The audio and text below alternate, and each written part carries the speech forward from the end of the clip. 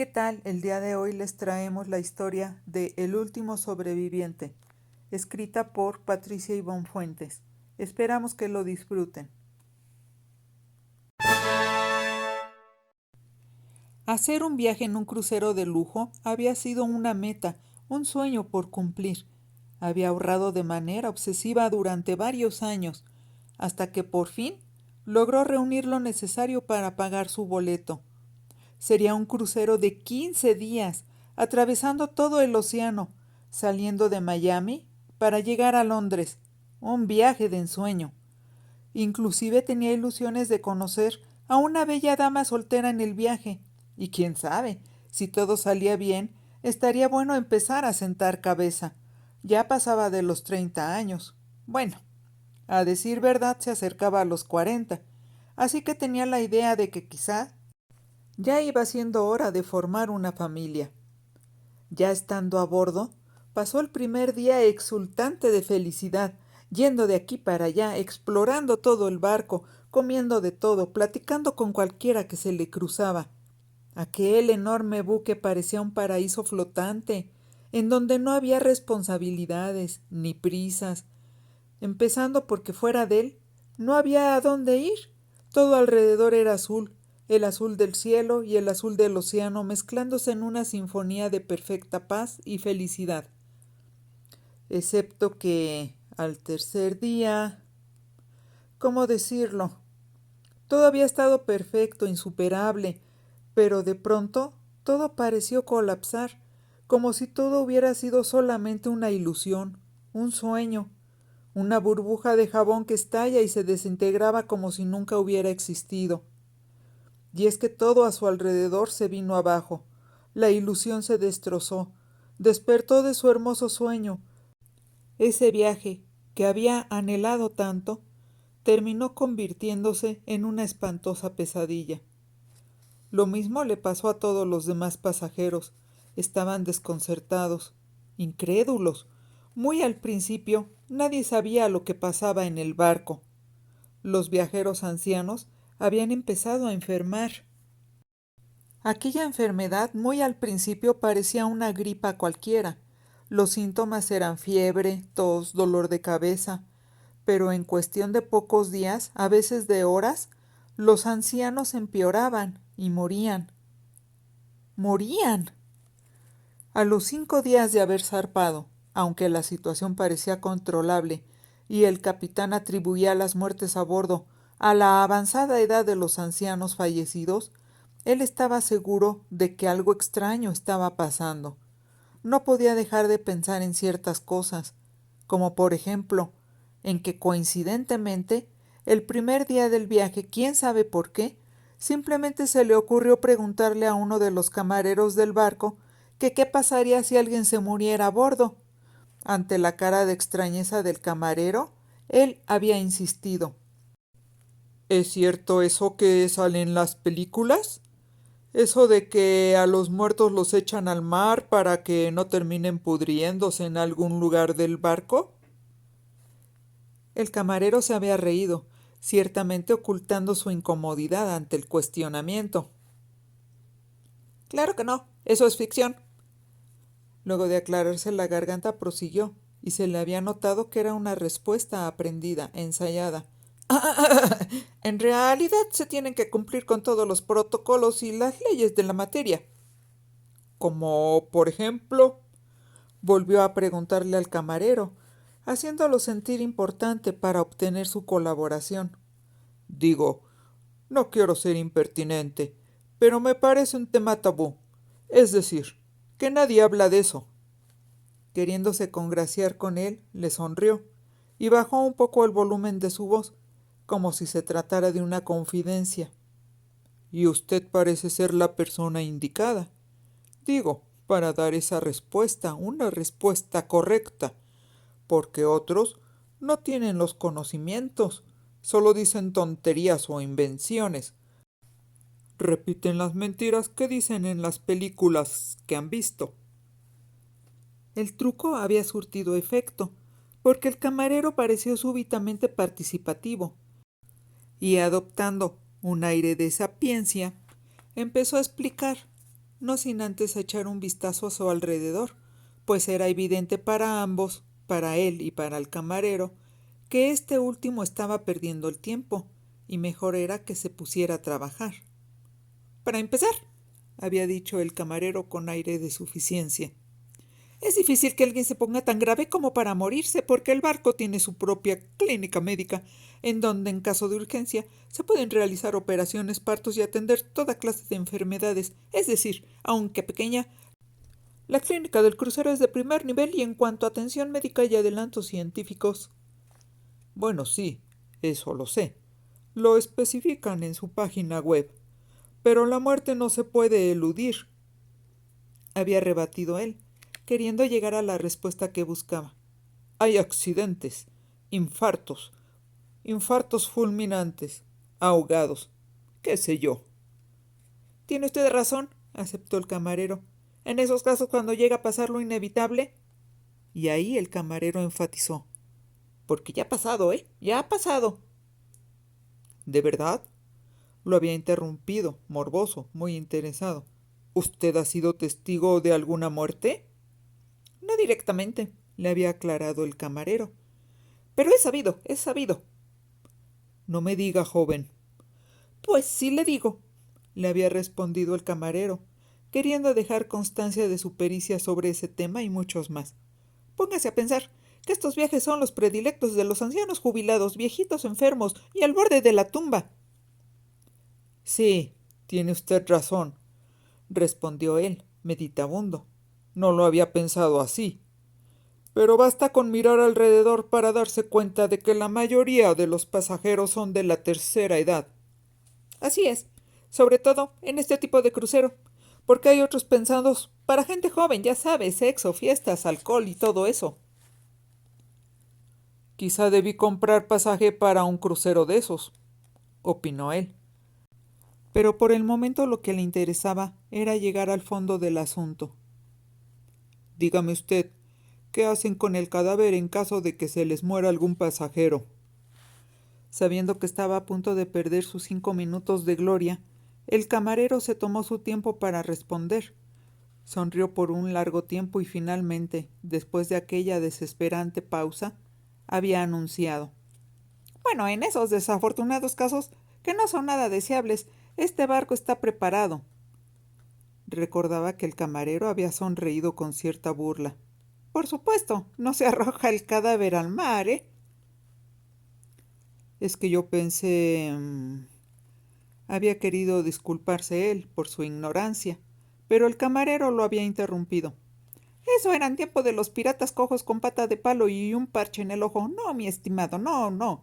La modernidad llega a cualquier rincón del planeta y es por eso por lo que este y todos los demás cruceros cuentan con una morgue, en donde se congela el cuerpo hasta que llegamos al siguiente puerto en el itinerario del viaje. Recordaba perfectamente haberse quedado realmente sorprendido, pensando que en el nivel más bajo del barco, donde ningún pasajero iba y la mayor parte de los tripulantes tampoco, había una morgue, y de acuerdo con la confidencia indiscreta del referido camarero, ya había ahí 3 cadáveres, o sea, estaba a su capacidad máxima. De una pieza, así se había quedado. Con razón el camarero había estado tan reacio a soltar información al principio de la conversación, porque de haberse hecho del conocimiento de todos los pasajeros el inusitado hecho de que en un mismo viaje ya hubieran ocurrido 3 decesos, habría cundido el pánico, hubieran surgido teorías de toda clase, desde envenenamientos hasta radiaciones solares mortales. 3 muertos en el barco, no lo podía creer, y no había preguntado la causa de la muerte, porque tontamente supuso, equivocadamente claro, aunque no exento de cierta lógica, que las muertes habían sido naturales, por vejez. Además, en aquel momento, días atrás, lo de la pandemia todavía ni se sabía.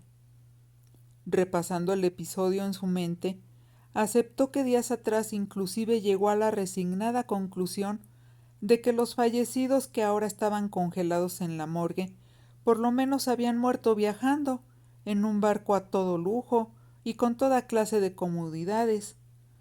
Ahora era más que evidente que aquellas personas no habían terminado en brazos de la muerte porque ya eran demasiado viejas, sino por los contagios.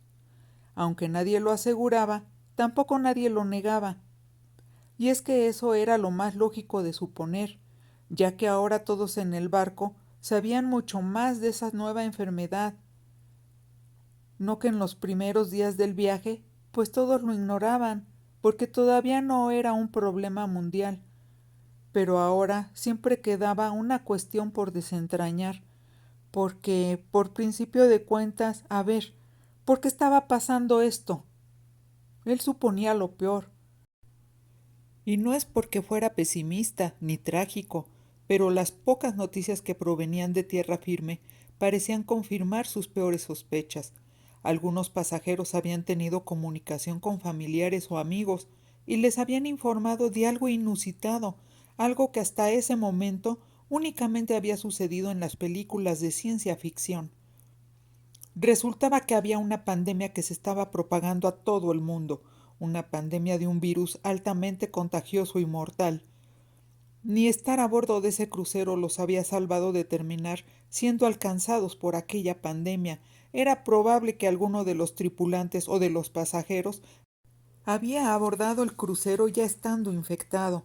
Lo más seguro, pensaba él, era que aquel que había llegado con el virus, con el enemigo mortal adentro, cual vil caballo de Troya, era ahora uno de esos cuerpos que ya se encontraban en la morgue. Era lo lógico a pensar.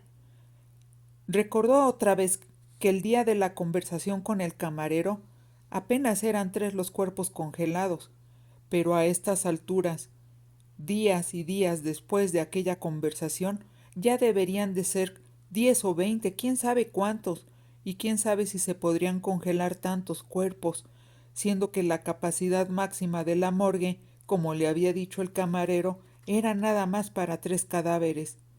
Y el hecho de pensar que aquel individuo culpable, el maldito caballo de Troya que había traído la muerte a su viaje de ensueño, ya debía de estar en la morgue, no era suficiente consuelo, porque claro, seguramente aquella persona ignoraba que llevaba un virus dentro, no se le podría culpar. Pero ahora ya no se le podría seguir el rastro, ya no se podría saber cómo es que el virus había subido al barco. Y a estas alturas, con tantos pasajeros enfermos, le parecía que la muerte del paciente cero había sido toda una calamidad. Pero ya ni llorar serviría de algo, aunque pudieran rastrear el origen del virus. ¿Ya para qué servía? Pasaron otros 2 días y cuando las muertes se siguieron dando, el capitán tuvo que tomar medidas extremas y ejercer como la autoridad absoluta, como un rey en un pequeño reino flotante, y dictar sus órdenes, órdenes que todos debían de cumplir bajo la amenaza de que de no hacerlo serían arrestados y confinados a la morgue. Los detenidos tendrían que estar ahí, entre los cadáveres, ya que el crucero no contaba, eso sí que no, con una cárcel, y todos se mostraron sumisos y cooperativos. ¿Qué otra cosa se podía hacer? ¿Y quién iba a querer estar encerrado en una morgue? Lo primero que se les pidió a todos los pasajeros fue que aquellos que no presentaran ninguna clase de síntomas se encerraran en sus respectivos camarotes y no salieran para nada. Ante la pregunta de que si funcionarían los restaurantes, se les dijo tajantemente que no. Se añadió la información de que el servicio de comida llegaría 3 veces al día a cada uno de los camarotes, dado que gran parte del personal de la tripulación se desempeñaba normalmente en sitios como la alberca, el teatro, el cine, la pista de hielo, los restaurantes y en las tiendas del crucero, y siendo que dichos sitios estarían cerrados, los encargados de esas áreas ya no tendrían nada que hacer, y con todos los pasajeros encerrados en sus camarotes, quedaban libres de obligaciones la mayoría de los tripulantes, por lo que a partir de ese día, todo ese personal estaría comisionado en la tarea de llevar la comida a los más de 3,000 pasajeros. El sistema implantado sería sencillo. Dejarían las charolas con los alimentos en el pasillo, afuera de cada camarote, y aprovecharían para recoger los trastes sucios de la comida anterior. Para que los pasajeros no salieran todos al pasillo al mismo tiempo a recoger su charola con la comida, situación que podría ser propicia para propagar el virus, las entregas de comida se harían escalonadas. Primero los camarotes con números nones y una hora más tarde los camarotes con números pares. De esa manera, la distancia entre unas y otras personas sería de al menos 5 metros. El capitán esperaba que ojalá fuera una distancia suficiente como para evitar contagios en caso de que alguien fuera sintomático y estuviera infectado sin saberlo. Aunque claro, lo deseable era que nunca se vieran entre sí los pasajeros. También se les instruyó a los pasajeros de que al salir por su comida evitaran hablar entre ellos. Simplemente tenían que recoger su charola y volver a entrar a su camarote, cerrando la puerta cuanto antes. Había cámaras de seguridad en todos lados del barco, así que aquel pasajero o tripulante que infringiera las normas que imperarían de ahí en adelante sería arrestado y sería mandado a la morgue para mantenerlo aislado. Por supuesto que ese método, ya en la práctica, aunque hubiera mucho personal repartiendo las charolas con comida, fue muy difícil de llevar a cabo con suficiente eficiencia, por lo que todos terminaron comiendo los platillos fríos o resecos. Luego de tantas quejas acumuladas, los cocineros optaron por preparar únicamente alimentos fríos como ensaladas o bocadillos. Pero para él, José González, lo de la comida no era una prioridad. Lo realmente importante era que aquellos que aún no se contagiaban, así como él, lograran salvarse de infectarse. Y aunque no estaba muy seguro de que las cosas en la cocina se hicieran con la higiene suficiente o de que los tripulantes estuvieran tomando las medidas pertinentes para no terminar contagiados, el hecho era de que tenía que comer lo que le llevaran, porque no había ninguna otra opción. Por las noches pensaba que, así como había miembros de la tripulación que pasaban el día entero repartiendo charolas con comida, también debía de haber, por fuerza, otros tripulantes comisionados a recoger los cadáveres, porque estaba seguro de que por fuerza ya se habían dado más fallecimientos. Así eran las pandemias, y alguien tenía que recoger a los muertos, ¿o no? Ni modo que los dejaran regados por donde quiera. Y al llegar a este punto de su razonamiento, se preguntaba que si la morgue ya estaba saturada, entonces ¿en dónde estarían dejando a los muertos? Y llegó a la conclusión de que si él fuera el capitán del barco, optaría por la pista de patinaje sobre hielo. Aquel era el único lugar lo suficientemente grande y frío como para cumplir con los requerimientos para tan macabro fin. Por supuesto que intentó indagar para calmar sus inquietudes, para tener respuestas que lo tranquilizaran, aunque fuera un poco, pero nadie de la tripulación tenía permitido hablar con los pasajeros, y por más que se les insistía a los camareros, preguntándoles a gritos a través de las puertas de los camarotes cuando iban a dejar la comida, ellos no daban ningún detalle de lo que estaba pasando allá, en el resto de la embarcación. Simplemente decían que no podían hablar con los pasajeros, pero que estuviéramos tranquilos, porque todo estaba bajo control.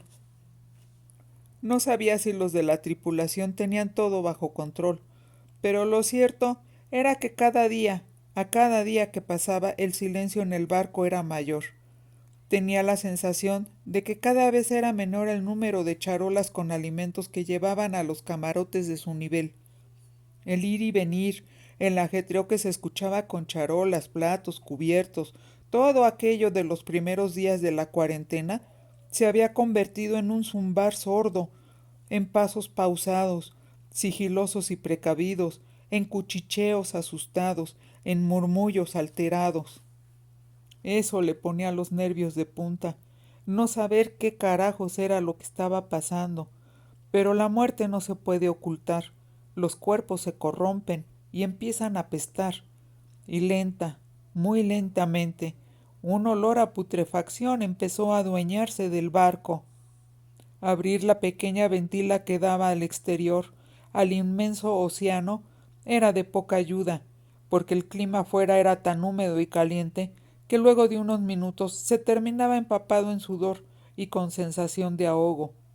Durante la primera semana del confinamiento, cada mañana el capitán había dirigido un breve comunicado por el circuito de televisión del barco. El mensaje llevaba siempre una carga de optimismo y de esperanza. En la segunda semana, el capitán solamente hizo 2 comunicados, y aunque trataba de mostrarse tranquilo, la ansiedad subyacente se le notaba. La preocupación era bastante evidente y sus mensajes ya no eran alentadores, sino mayormente autoritarios, pero también impregnados de impotencia. A partir de la tercera semana el capitán les informó escuetamente que permanecerían en alta mar pues no podían encallar en ningún país, y añadió que había decidido que a partir de ese día y hasta que pudieran desembarcar, solamente haría un comunicado por semana, los lunes. No se necesitaba ser sabio para adivinar que el capitán estaba al borde de sus límites. Era claro también que no tenía nada bajo control.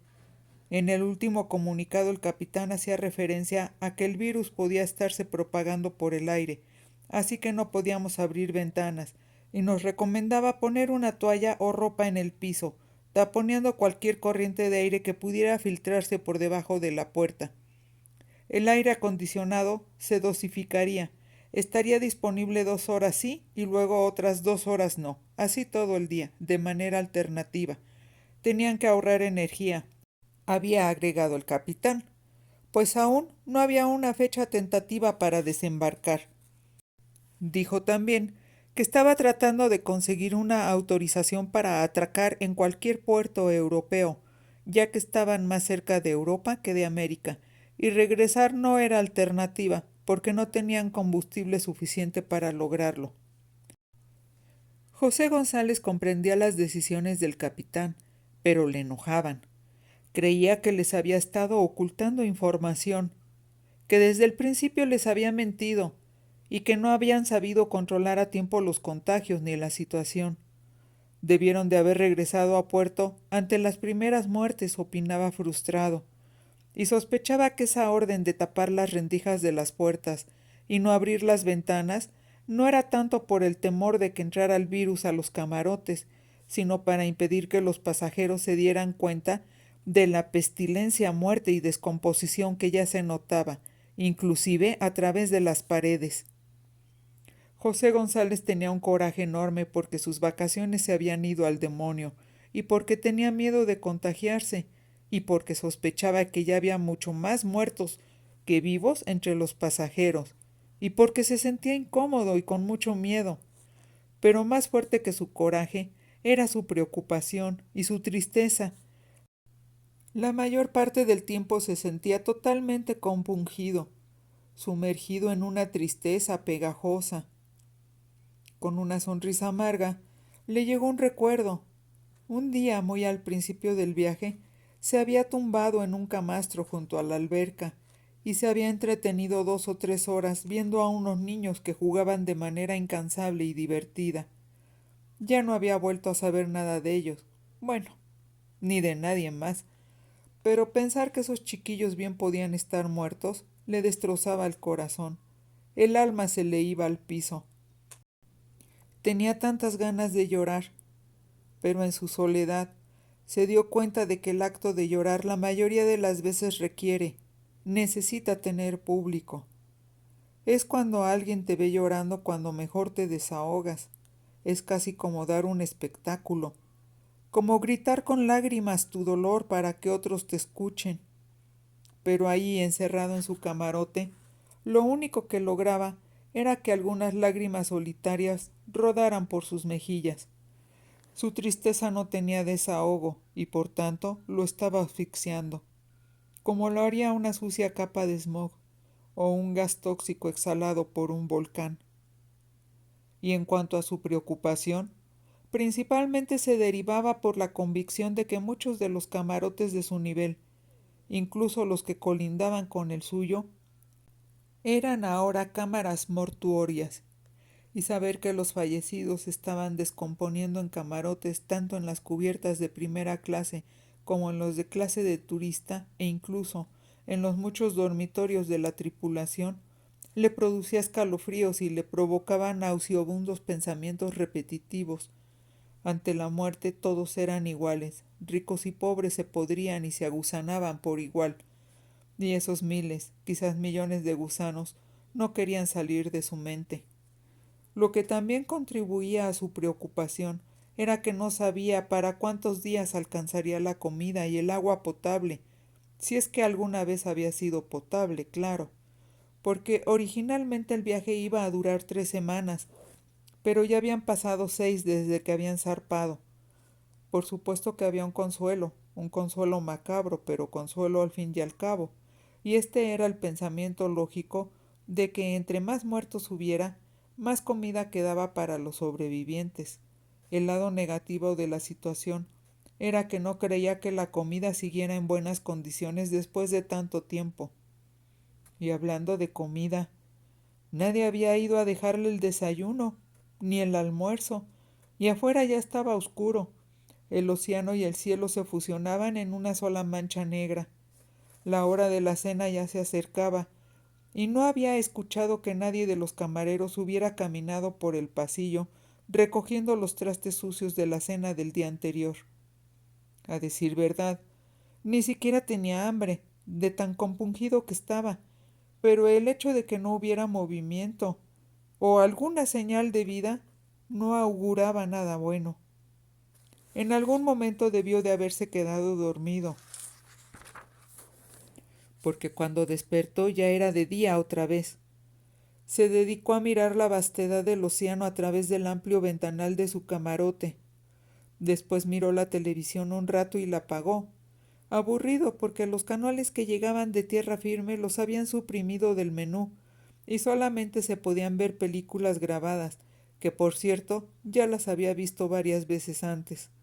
El canal del propio crucero funcionaba, pero solamente con pequeñas cápsulas informativas grabadas quién sabe desde cuándo, y con filmaciones promocionales de la compañía de cruceros que invitaban a los pasajeros a apartar su próximo viaje con un 20% de descuento. Pero no se transmitía nada que se refiriera a la pandemia o a la situación actual que imperaba en el barco. Bueno, en el mundo. El internet a bordo ya no funcionaba, así que los pasajeros que quedaran estaban prácticamente aislados del mundo, situación que no creía que estuviera compartida por la tripulación, o por lo menos por el capitán y los del puesto de mando de la nave, porque ellos forzosamente debían seguir comunicados con el resto del mundo, aunque fuera por radio o utilizando algún otro aparato de los que se usan en la navegación. El caso era que mientras el barco no se moviera, aquello significaría que para ellos todavía no terminaba aquella cuarentena impuesta por todos los países a los que hubieran podido llegar. No supo cómo es que fue capaz de soportar todo el día, aburrido, preocupado, triste, sin comer, sin atreverse a afrontar su terrible realidad, porque el hecho de que estuviera solo, incomunicado y que no se escuchara ningún ruido afuera de su camarote, solo podía significar que todos habían muerto. Y para bien o para mal, quedaba demostrado que él era inmune, por lo menos hasta ahora. Quién sabe qué pasaría con él después, cuando la necesidad, la sed, la curiosidad y el miedo lo obligaran a salir de su camarote para investigar qué pasaba en el barco. A las 5 de la tarde, cuando apenas le quedaba una hora de luz al sol, por fin aceptó que si quería vivir, tendría que salir de su camarote. Claro que la amenaza de quedar bajo arresto, encerrado en la morgue, era suficiente para paralizarlo, pero la otra opción era morirse en soledad. ¿Y de qué habría servido su cuarentena, ser inmune, si ahora se dejaba vencer por tener miedo a abandonar su refugio? Quitó las prendas de ropa que tenía apretujadas en la rendija de debajo de la puerta y quitó el seguro de la cerradura. Decidirse a girar el picaporte le costó más de 10 minutos, pero como tenía el apremio de que pronto oscurecería, por fin reunió el valor suficiente para hacerlo. En cuanto salió, constató que todos sus temores estaban muy bien fundados. El pasillo estaba casi oscuro por completo. Las luces de emergencia, rojizas, señalaban el camino, pero no dejaban ver gran cosa. Aún así, mientras recorría el pasillo hacia la zona de los elevadores en la parte central de las cubiertas, José se tuvo que tapar la nariz. Las charolas de la comida seguían ahí en el suelo, algunas con la comida intacta, reseca y empezando a descomponerse debido al calor encerrado dentro del pasillo, pero el olor que sobresalía era el de la muerte. Se secó el sudor con la mano. Al terminar el pasillo y salir a una zona alumbrada por la luz del ocaso que pasaba a través de elegantes ventanales, lanzó un grito involuntario cuando se topó así de pronto con por lo menos 3 docenas de cadáveres, ya muchos putrefactos, tumbados por la alfombra, otros al pie de la escalera como si hubieran muerto mientras subían o bajaban los peldaños. La parte superior de un cadáver, de una señora gorda, estaba tirado dentro del elevador. Las piernas estaban fuera, sobre la alfombra del pasillo. La puerta del elevador, con desgano, se cerraba y se abría una y otra vez, golpeando la cadera de la mujer cada vez que quería cerrarse, y como a regañadientes, retrocedía de manera automática para repetir la operación de nuevo. Se acercó. Miró a la señora cuyo rostro estaba pegado al piso plástico del interior del elevador. Armándose de valor y conteniendo las náuseas, agarró los tobillos de la mujer, fríos, viscosos. Sintió que la piel podía soltarse de los huesos y la jalaba con mucha fuerza, y con gran esfuerzo y rogando mentalmente poderlo lograr, la jaló. El cuerpo se deslizó un poco, pero no lo suficiente. Un ruido asqueroso salió del interior del cadáver, y un segundo después un líquido marrón empezó a emerger por la nariz y boca de la mujer, como un vómito añejo y putrefacto. José González retrocedió instintivamente, como temiendo que aquella mujer se incorporara y le reclamara estarla jalando por las piernas. Lanzó varios gritos, no supo cuántos, no los contó. Estaba horrorizado, y gritar parecía ser la única manera de conservar la cordura. Al chocar de espaldas contra el ventanal, recuperó un poco el dominio de sí mismo, y lleno de terror y repulsión, decidió prescindir de los elevadores y subir por la escalera los pisos que faltaban hasta el puente de mando, en la cubierta más alta. Tuvo que sortear cientos de cadáveres, y se recriminó a sí mismo en silencio por haber tenido la intrepidez de salir de su camarote, pero al mismo tiempo se daba cuenta de que ante la terrible situación por la que atravesaba, morir era su destino, hubiera salido a investigar o no. Ahora su única esperanza era encontrar en el cuarto de control al capitán o a cualquier oficial que lo hubiera sustituido. Varios minutos después, luego de dar algunos rodeos desplazándose hacia proa en una cubierta, regresando a popa por la siguiente, todo esto encaminado a evitar el tener que pisar los cadáveres amontonados en ciertas zonas. Por fin llegó a la cubierta 14, la más alta, que al igual que las cubiertas 12 y 13, tenía forma de elipse, con un gran hueco al centro que dejaba las albercas de la cubierta 11 sin techo, para que los pasajeros se asolearan a gusto. Las albercas, claro, no eran la excepción, y también estaban adornadas por cadáveres hinchados que flotaban, aunque José alcanzó a percatarse que algunos cuerpos estaban hundidos bajo el agua. Caminó por estribor, acercándose al puesto de mando, pero no era necesario apresurarse. Desde donde estaba ahora, en la popa, podía ver hasta la proa, y era evidente que no había nadie vivo, excepto él.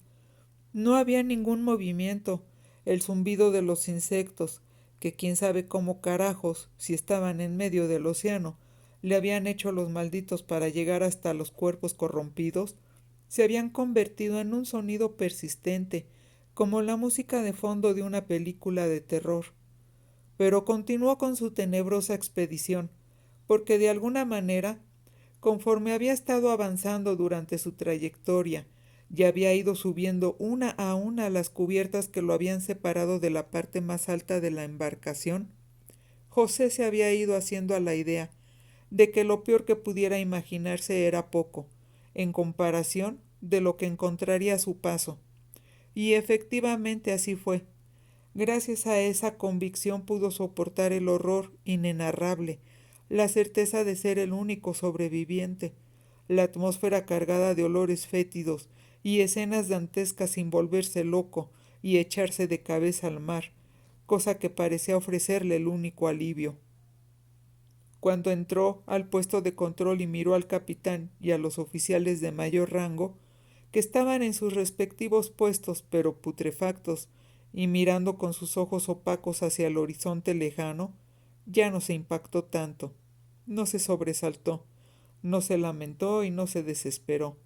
En lugar de eso, al igual que aquellos hombres muertos, se giró y observó a través de las ventanas durante largo tiempo aquella línea en donde se unía el cielo y el mar, y por donde ya se estaba metiendo el sol, pintando las aguas de dorado y rojo. Se entretuvo con las formas que ofrecían las nubes en el cielo, pintadas de un rosa romántico que se le antojaba totalmente inconsistente con la dramática tragedia del crucero. Sabía que era la única cosa que le quedaba como opción, irse de ese crucero, a como diera lugar. Buscó con cierta prisa algún manual que tuviera las instrucciones que necesitaba. No tuvo que buscar mucho, ya que todos los manuales estaban a la mano. Estaban sujetos con una delgada cadena al tablero de los instrumentos de navegación. Le quitó la cadena al manual que necesitaba y, aferrándolo contra su pecho, dio inicio al retorno hacia su camarote, rogando que las luces de emergencia permanecieran prendidas durante esa, su última noche a bordo. Cuando estuvo de regreso en su camarote, diseñó su plan de escape. Copió en una hoja membretada con el nombre del barco que encontró en el cajón del buró los pasos que tenía que seguir a fin de liberar de sus amarres uno de los botes salvavidas. Ubicó la bodega en un mapa. Ahí estaban los suministros necesarios, como bidones de agua, bengalas y un radio de pilas. Para obtener todas aquellas cosas iba a tener que bajar a la cubierta 1, y aquella otra expedición la notó como la primera tarea para el día siguiente. Cansado emocional y mentalmente, más que físicamente, se tumbó en su cama y rogó al cielo poder dormir profundamente, muy profundamente. Cuando despertó al día siguiente, en cuanto abrió los ojos se desconcertó mucho. Al principio no sabía lo que estaba pasando. Todo a su alrededor le era terriblemente familiar. ¿Y cómo no iba a serlo? Si José González estaba en la recámara de su departamento en Tlatelolco, en la Ciudad de México. Tardó bastante tiempo en llegar a la conclusión que todo lo del barco había sido un sueño, demasiado vívido, demasiado real, pero sueño al fin. Se levantó, fue hasta el ropero, el cual tenía un espejo en una de sus puertas, y se miró en él. Estaba despeinado y con cara de consternación y desconcierto, pero no tenía aspecto de estar loco. Se quedó pensando, ¿qué día era? ¿Qué día es hoy? De pronto sintió un vuelco en el estómago. El día de hoy era el 14 de diciembre de 2019. Hoy tenía que tomar su vuelo a Miami, porque al día siguiente, el día 15, zarpaba el crucero. Regresó corriendo a la cama. A fin de no tenerla que rodear, se aventó sobre ella como echándose un clavado. Se estiró hasta el buró y tomó sus documentos de viaje de encima del mueble. Revisó su visa, su pasaporte, el boleto de avión, la impresión del pase de abordar del crucero. Todo en orden, todo estaba bien. Abrió la puerta de la recámara y salió. Corrió a la sala, y ahí estaban sus dos maletas, tal como las había colocado la noche anterior. Parecían apremiarlo, estando ellas más que listas para cuando él terminara de despertar y se decidiera a archivar ese sueño loco en el subconsciente. Miró el reloj. Apenas si le iba a dar tiempo de vestirse y llamar al taxi. Ya se bañaría en Miami, cuando estuviera en su hotel cerca de los muelles, en donde ya debía de estar su crucero atracado y esperando a que él llegara. La emoción lo hizo moverse deprisa. Se rió un poco mientras se vestía y se acordaba de su loco sueño, el cual, como burbujas de jabón, iba explotando por pedazos y desapareciendo de su mente consciente. Llamó al taxi y salió de su departamento, dejando cerrado con doble llave, pues tardaría más de un mes en regresar. Eso, si es que regresaba, porque había muchas cosas que José González ignoraba. Por ejemplo, que en China, desde el 17 de noviembre ya se había detectado el primer caso de un infectado con un nuevo virus, solo que el gobierno estaba guardando celosamente el secreto. Pero no era ese el único caso de un infectado, porque había otro ciudadano chino hospedado en Miami llevando el nuevo virus en su organismo también. Ese turista chino estaba esperando abordar un crucero de lujo en un largo viaje transatlántico, sin saber que dentro de él llevaba al más terrorífico de los polizones. Y sería hasta el 2 de enero del año siguiente que la noticia de la pandemia saldría de China y preocuparía a todo el mundo. Esperamos que les haya gustado esta historia. Por favor, suscríbanse y activen la campanita de notificaciones para que les llegue nuestro nuevo material. Hasta la vista.